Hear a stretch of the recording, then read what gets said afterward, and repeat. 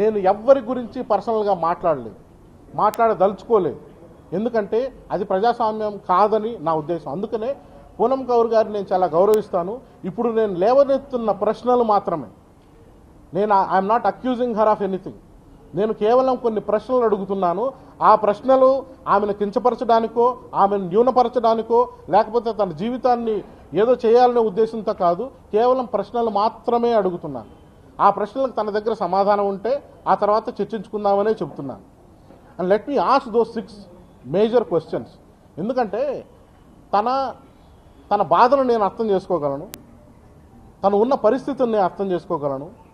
అందుకనే I empathise with her. నిజానికి నేను అడుగుతున్న ప్రశ్నల వల్ల తనకి లాభం చేకూరుతుంది అనే నమ్మకంతోనే అడుగుతున్నాను. I'm not accusing her, and ఇది పర్సనల్ అక్యూజేషన్లు కావు, నా దగ్గర ఆధారాలు ఉన్నాయి.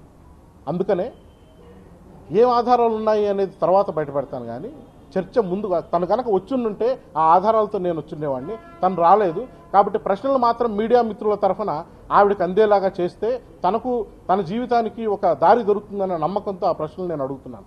మొదటి ప్రశ్న, మీకు బ్రాండ్ అంబాసిడర్గా పదవి ఎవరి వలన వచ్చింది? రెండో ప్రశ్న, తిరుమలలో పవన్ కళ్యాణ్తో పాటు నిలబడి ఒకే గోత్రనామాలతో మీరు పూజ ఎందుకు చేయించుకున్నారో చెప్పగలరా? 3, పవన్ మోసం చేశాడనే బాధతో మీరు ఆత్మహత్య చేసుకోవడానికి ప్రయత్నిస్తే మిమ్మల్ని కాపాడింది ఎవరు? మీరు ఉన్న హాస్పిటల్ ఏంటి? ఆ బిల్స్ కట్టింది ఎవరు?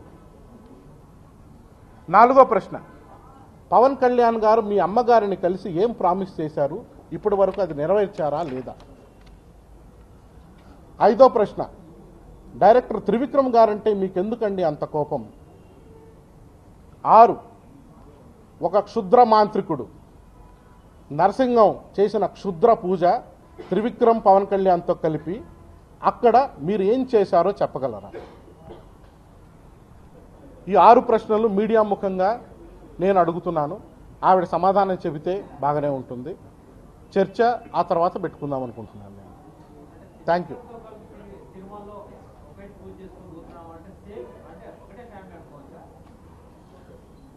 That's a fact. ఒకే గోత్రనామంతో పూజ చేయించుకున్నారు అనేది నిజం. అంతవరకే నాకు తెలిసింది. అందుకనే ఎందుకు అని నాకు కూడా ప్రశ్న అడుగుతున్నాను.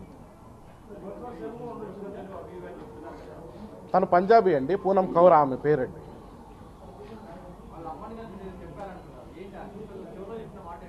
అది ఆ చెవిలో చెప్పిన మాట ఆవిడ చెప్తే బాగుంటుంది కదండి, నాకు తెలియదు. మహేష్ గారు, అంటే మీకు పవన్ కళ్యాణ్ మధ్య జరుగుతుంది కానీ మహిళల్ని మధ్యకి తీసుకొని రావడం అనేది కొంచెం ఇండీసెంట్ గా. మహిళల్ని నేను మధ్యకి తీసుకొచ్చానా? ఆవిడ వచ్చిందా? నేను పవన్ కళ్యాణ్ ని విమర్శించినట్టు ఆధారం ఉంది. పవన్ కళ్యాణ్ దానికి రియాక్ట్ అయ్యారు. ఇప్పుడు మీరు పూనం కౌర్ గురించి మీరు చెప్పారు, దానికి ఏమన్నా ఆధారాలు ఉన్నాయా? ఉన్నాయి, అవసరం వచ్చినప్పుడు బయట పెడతాం. This not an open debate. నేను మిమ్మల్ని పిలిచాను, నేను చెప్పింది మీరు నోట్ చేసుకోండి.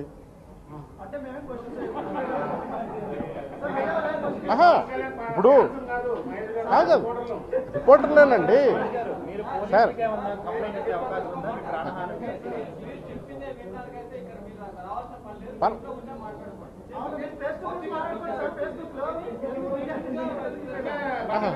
నేను సార్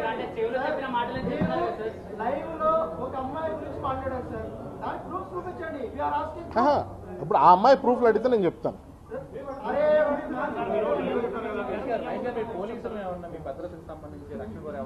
అంటే నేను తెలంగాణ ప్రభుత్వాన్ని నమ్ముతున్నాను, రాజ్యాంగబద్ధంగా ఈ స్టేట్ నడుస్తుందని నమ్ముకుంటున్నాను. కాబట్టి నా సెక్యూరిటీ ఖచ్చితంగా స్టేట్ చూసుకుంటుందని నమ్ముతున్నాను. I'm not threatened, I'm sure.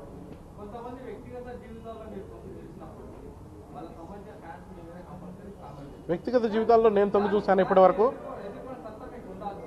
ఇలాగే ఎదుర్కొంటున్నాను.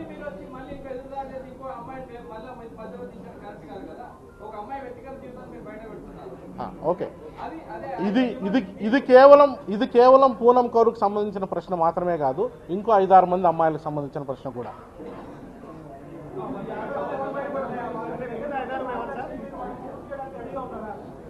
I'm ready to prove.